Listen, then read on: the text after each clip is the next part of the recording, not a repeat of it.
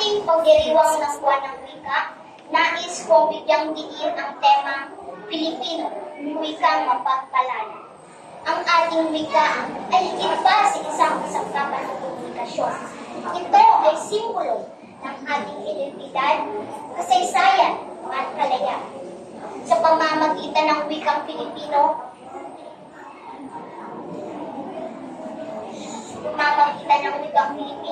nagkakaroon tayo ng lakas upang ipahayag ang ating mga damdamin, isulong ang ating mga karapatan at ipaglaban ang ating mga alikanin. Ang wika ay hindi lamang salita, kundi isang makapangyarihang sandata laban sa omisyon. Sa bawat salitang ating binibigkas, binibigyang buhay natin ang diwa ng pagiging malaya. Kaya't mahalaga na patuloy nating gamitin at pagyamanin ang wikang Pilipino. Sapagkat ito ang ating kasangkapang papalaya sa atin mula sa mga tanikala ng kahirapan, kawalan ng katarungan, at iba pang anyo ng pagsasamantala.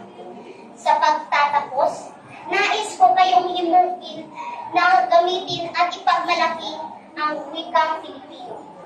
Tayo ang magpapatuloy at sa pagpapalakas sa ating wika upang maging tunay na mapagpalaya, hindi lamang sa salita, kundi pati na rin sa gawa. Maraming salamat po at mabuhay wika Pilipino.